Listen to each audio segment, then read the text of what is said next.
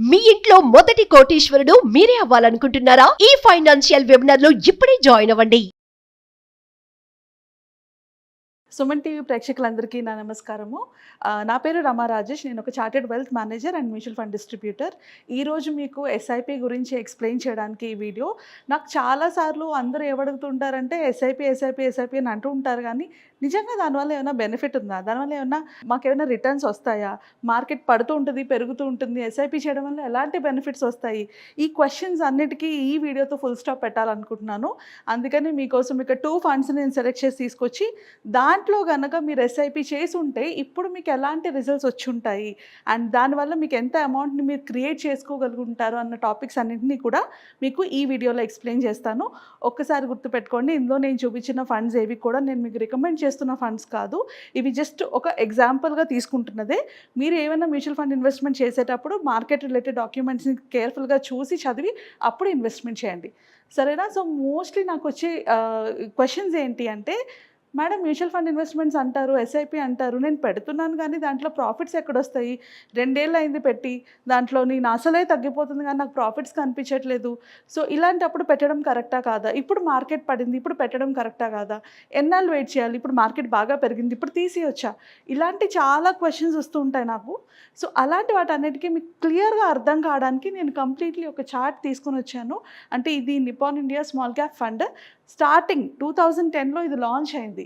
Launch అయిన దగ్గర నుండి మీరు ఇన్వెస్ట్ చేసి ఉంటే ఇప్పుడు మీకు ఎంత అమౌంట్ వచ్చి ఉండేది, అది లాంచ్ అయిన దగ్గర నుంచి ఎన్నిసార్లు కింద పడింది, ఎన్నిసార్లు మళ్ళీ పైకి లెగిసింది, ఇవన్నీ మనం డిస్కస్ చేసుకుందాం. ఇక్కడ మీకు కనిపిస్తుంది కదా, ఇది ఒక ఎక్సెల్ షీట్. దీంట్లోని నేను కొన్ని కేటగిరీస్ రాసుకున్నాం. 16 సెప్టెంబర్ అమౌంట్ మీరు 10,000 వేశారు అనుకుందాం. అప్పుడు 2010 నుంచే 10,000 రూపీస్ అమౌంట్ మీరు వేశారు అనుకుందాం. స్టార్టింగ్ ఏ మ్యూచువల్ ఫండ్ లాంచ్ అయినా కూడా 10 రూపీస్ ఎన్ఏవితోనే లాంచ్ అవుతుంది. ఎన్ఏవి అంటే ఏంటి, నెట్ అసెట్ వాల్యూ అంటే ఏంటి, మోస్ట్లీ ఒక యూనిట్ కాస్ట్ అనమాట అది. సో ఒక 10,000 మీరు ఇన్వెస్ట్ చేసి ఉంటే మీకు అప్పుడు ఎన్ని యూనిట్స్ వచ్చి ఉంటాయి, 1000 యూనిట్స్ వచ్చి ఉంటాయి. ఓకే, సో 10,000 మీరు స్టార్ట్ చేసిన ఇన్వెస్ట్మెంట్. ఇక్కడ చూస్తే ఇర్రెస్పెక్టివ్ మార్కెట్తో సంబంధం లేకుండా ఇన్వెస్ట్మెంట్ చేసుకుంటూ వెళ్తున్నారు. ప్రతి నెల కూడా 10th కానీ 11th కానీ ఇన్వెస్ట్మెంట్ చేసుకుంటూ వెళ్తున్నారు. చూస్తే మీరు అబ్జర్వ్ చేస్తే ఎన్ఏవి మంత్కి మారుతోంది. ఒక 1 ఇయర్ అయ్యేటప్పటికి ఎన్ఏవి చూసారా, అంటే మ్యూచువల్ ఫండ్ అమౌంట్ మీరు 10,000 కడితే మీకు 10 నుంచి 8.79కి వెళ్ళిపోయింది. అంటే ఏంటి, మీకు లాస్లోకి వచ్చేసింది, రైట్? ఇక్కడ మీరు చూసుకుంటే మీరు ఇన్వెస్ట్ చేసిన అమౌంట్ 1,40,000 అయితే మీకు వచ్చిన అమౌంట్ ఎంత, 1,27,000. ఇక్కడ కనుక నాకు లాస్ వచ్చింది అని మీరు భయపడి అమౌంట్ తీసేస్తే మీరు ఎంత నష్టపోతారో మనం కిందకి వెళ్ళినప్పుడు అర్థమవుతుంది. కానీ ఇక్కడ మీరు అబ్జర్వ్ చేయాల్సిన ఒక ఇంపార్టెంట్ పాయింట్ ఏంటి అంటే, 10 రూపీస్ ఎన్ఏవి ఉన్నప్పుడు 1,000 యూనిట్స్ వచ్చాయి. ఇప్పుడు 8 రూపీస్ పడగానే యూనిట్స్ ఎన్ని అయ్యాయి, 1,100 యూనిట్స్ అయ్యాయి. ఈ పాయింట్ గుర్తుపెట్టుకోండి, లాస్ట్లో మనం దీని గురించి డీటెయిల్డ్గా డిస్కస్ చేస్తాం. అయినా మార్కెట్ ఎలా పడినా కూడా మీకు సంబంధం లేకుండా ఇన్వెస్ట్ చేస్తూ వెళ్ళారు. సో 2010 నుంచి 2012కి మళ్ళీ అది పెరిగింది. 2012 అంటే 2 ఇయర్స్ తర్వాత మళ్ళీ పెరిగింది, రైట్? ఇక్కడ మీకు కనిపిస్తుంది కదా 10.54, ఈ పైన 9.75. సో అది మళ్ళీ మీకు పెరిగింది. పెరిగినప్పుడు ఇక్కడ వాల్యూ చూడండి, మీరు ఇన్వెస్ట్ చేసిన అమౌంట్ ఎంత, 2,60,000 అయితే మీకు వచ్చింది 2,92,000. ఇక్కడ మీకు పెరగడం స్టార్ట్ అయింది. సో ఇక్కడ యూనిట్ చూసారా, ఎప్పుడైతే యూనిట్స్ పెరిగాయో అంటే అమౌంట్ పెరిగిందో యూనిట్స్ తగ్గిపోయాయి, రైట్? అయినా మార్కెట్ పెరిగినా తగ్గినా మీరు ఏం పట్టించుకోకుండా ఇన్వెస్ట్మెంట్ చేసుకుంటూనే వెళ్తున్నారు. మళ్ళీ మధ్యలో మార్కెట్ పడింది, మళ్ళీ పెరిగింది.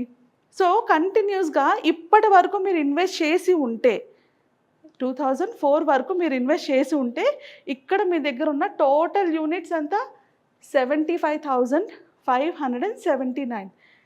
ఇప్పుడు చూసారా, ఇప్పుడు వాల్యూ ఎంత ఉంది, కరెంట్ వాల్యూ ఆగస్ట్కి వాల్యూ ఎంత ఉంది, 174 ఉంది యూనిట్ వాల్యూ. అండ్ మీకు ఎన్ని యూనిట్స్ వచ్చాయి, 59 యూనిట్స్ వచ్చాయి. స్టార్టింగ్లో మీకు ఎన్ని యూనిట్స్ వచ్చాయన్నాను గుర్తుపెట్టుకోండి, అని చెప్పాను కదా, 1000 యూనిట్స్, 1,100, 1,200 యూనిట్స్. మీకు ఎప్పుడైతే ఎన్ఏవి పెరిగిందో ఆటోమేటిక్గా యూనిట్స్ అన్నీ తగ్గిపోతూ ఉంటాయి. ఇప్పుడు ఈ ఫండ్ యొక్క వాల్యూ ఎంత ఉంది, మీరు ఇప్పటి వరకు ఎంత ఇన్వెస్ట్ చేశారు, అలాగా 2010 నుంచి 2024 వరకు మీరు ఇన్వెస్ట్ చేసిన అమౌంట్ ఎంత, 16,80,000 రూపీస్. దీంట్లోని యాజ్ ఆఫ్ టుడే అంటే సెప్టెంబర్, నేను ఇక్కడ క్యాల్కులేషన్ సెప్టెంబర్ సెకండ్కి తీసుకున్నాను. అప్పటికి వాల్యూ ఎంత ఉంది? 1.3 crores ఉంది. మీరు 16 లక్షలు ఇన్వెస్ట్ చేస్తే 1.3 crores వచ్చింది. ఇప్పుడు ఒక చిన్న ఎగ్జాంపుల్, అంటే ఎంత పెరిగింది మీకు ఇక్కడ? మీకు పెరిగిన అమౌంట్ అంతా 26% పెరిగింది. సో 26% 14 ఇయర్స్ మీరు వెయిట్ చేసినప్పుడు అంత యావరేజ్ వచ్చింది మీకు. సో ఇప్పుడు మార్కెట్ పడుతుంది కదా, మార్కెట్ పెరుగుతుంది కదా అని తీసేసి ఉంటే ఈ అమౌంట్ మీరు అక్యుములేట్ చేసుకోగలరా? మార్కెట్తో సంబంధం లేకుండా మనం టైమింగ్ చేయలేమండి ఎప్పుడు మార్కెట్ని. ఒకసారి మార్కెట్ పెరుగుతుంది, ఒకసారి మార్కెట్ పడుతుంది. ఎస్ఐపిలో ఇన్వెస్ట్ చేయడం వల్ల అడ్వాంటేజ్ ఏంటంటే మార్కెట్ తగ్గినప్పుడు మీకు యూనిట్స్ పెరుగుతాయి, మార్కెట్ పెరిగినప్పుడు మీకు యూనిట్స్ తగ్గుతాయి. అది అడ్వాంటేజ్ ఎస్ఐపిలో. సో మీకు మార్కెట్ తగ్గినప్పుడు యూనిట్స్ ఎప్పుడైతే పెరిగాయో ఇక్కడ మొత్తానికి మీకు ఎన్ని యూనిట్స్ వచ్చాయి? 75,579 యూనిట్స్ వచ్చాయి. ఇన్ని యూనిట్స్ రావడానికి రీజన్ ఏంటి? ఒకటి, మార్కెట్ పడడం, అండ్ దానివల్ల మీ వాల్యూ ఇప్పుడు ఇంత అయింది. ఇప్పుడు మనం క్యాల్కులేట్ చేద్దాం ఇన్ని యూనిట్స్ అంటే 1 lakh మనము ఒక్కొక్క యూనిట్ కాస్ట్ ఎంత పడింది అని క్యాల్కులేట్ చేస్తే మనకి యావరేజ్ కనుక, సో ఇక్కడ యావరేజ్ క్యాల్కులేట్ చేస్తే total investment by number of units ఎంత వచ్చింది అనుకుంటున్నారు? Total invest by number of units మీకు ఒక్కొక్క యూనిట్ ఎంత కాస్ట్ పడింది అనుకుంటున్నారు? క్యాలిక్యులేట్ చేద్దాం. సో ఒక్కసారి క్యాలిక్యులేట్ చేస్తే మనకి అది వాల్యూ వచ్చేటప్పటికి 22 రూపీస్కి వచ్చిందండి. ఆన్ అన్ యావరేజ్ మనకు అది 22 రూపీస్కి వచ్చినట్లు మీరు క్యాలిక్యులేట్ చేసి చూడండి. 22 రూపీస్కి యావరేజ్కి వచ్చినట్టు. ఇప్పుడు మార్కెట్ వాల్యూ ఎంత ఉంది దాన్ని? 174. సో మీరు చెప్పండి, 14 ఇయర్స్ తర్వాత దాన్ని మనం ఎస్ఐపి చేయడం వల్ల ఒక్కొక్క యూనిట్ని మనం 22 రూపీస్కి కొనుక్కున్నప్పుడు అది అంత కిందకి పడే ఛాన్స్ ఉంటుందా? సో మనం ఏమనుకుంటాం, మార్కెట్లో పెడితే మన అమౌంట్ పోతుందేమో, వేస్ట్ అవుతుందేమో అని. కాదు, మనం ఎస్ఐపి చేసినప్పుడు మార్కెట్ని టైం చేయట్లేదు. మనం ఎప్పుడైతే మార్కెట్ని టైం చేయట్లేదో దానివల్ల మనకు వచ్చే అడ్వాంటేజ్ ఏంటి? అక్కడ మనం యూనిట్స్ అక్యూములేట్ చేసుకుంటాం. ఎప్పుడైతే యూనిట్స్ పెరుగుతాయో మన వాల్యూ పెరిగినప్పుడు, ఆ ఎన్ఏవి కానీ ఆ యొక్క యూనిట్ వాల్యూ పెరిగినప్పుడు మనకు వచ్చే రిటర్న్స్ చాలా ఎక్కువ ఉంటాయి. సో ఎంత రిటర్న్స్ వచ్చాయి మనకి? 1,36 lakhs 14 ఇయర్స్లోనే. దాని సిఏజిఆర్ ఎంత ఉంది? 26% సిఏజిఆర్ ఉంది మనకి. 14 ఇయర్స్లోనే 1,36 lakhs వచ్చింది. సో ప్రతిసారి ఇలా వస్తుంది అంటే కాదు, మనం చూస్ చేసుకున్న ఫండ్ బట్టి, చూస్ చేసుకున్న ఫండ్ హౌస్ బట్టి వస్తాయి. కానీ మనం లాంగ్ టర్మ్ ఎస్ఐపిలో ఇన్వెస్ట్ చేసేటప్పుడు కంపల్సరీగా మనకు వచ్చే రిటర్న్స్ మోర్ దాన్ 10% ఉంటాయి. సో ఇంకొక చిన్న ఎగ్జాంపుల్ మీకు చూపించాలి. ఇది ఆపర్చునిటీ ఫండ్. మీకు ఇంకా అర్థం కావడానికి 2000లో మనం ఇన్వెస్ట్ చేసాం అనుకుందాం. అప్పటికి దీని ఎన్ఏవి ఎంత ఉంది? 9.8 ఉంది. మనం 2000లో ఇన్వెస్ట్ చేసాము, దాని ఎన్ఏవి 9.8 ఉంది. సేమ్ 10,000 మనకు వచ్చిన యూనిట్స్ ఎంత? 1020 యూనిట్స్ వచ్చాయి. అది ఆల్మోస్ట్ ఎన్ని ఇయర్స్ పెరగలేదు చూడండి. ఆల్మోస్ట్ 4 ఇయర్స్ పాటు మా వాల్యూ పడుతూనే ఉంది. దానివల్ల ఇక్కడ మీకు ఎన్ని యూనిట్స్ వచ్చాయి? 98,141 యూనిట్స్ వచ్చాయి. ఈ నెంబర్ గుర్తుపెట్టుకోండి, 98,141 యూనిట్స్.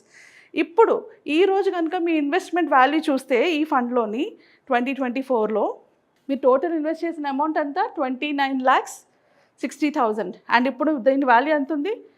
4.17 crores ఉంది. ఎందుకు? ఎన్ఏవి వాల్యూ 246 రూపీస్ పెరిగింది.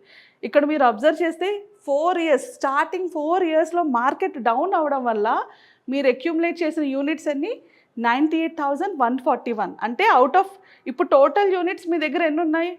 1,62,924 యూనిట్లోని 98,000 యూనిట్స్ మీరు ఎప్పుడైతే మార్కెట్ పడిందో అప్పుడే తీసేసుకున్నారు, అప్పుడే వచ్చేసింది. అందువల్లనే మీకు 4.17 crores ప్రాఫిట్ వచ్చింది. ఫర్ 20 ఇయర్స్లోని మిగిలిన నెక్స్ట్ 20 ఇయర్స్ అంటే 24 ఇయర్స్లోని 4 ఇయర్స్లోని ఇంత చేసుకుంటే మిగిలిన 20 ఇయర్స్లోని అక్యూములేట్ చేసిన అమౌంట్ ఎన్ని అక్యూములేట్ చేసాం? యూనిట్స్ 64,000 యూనిట్స్ మాత్రమే అక్యూములేట్ చేసాం.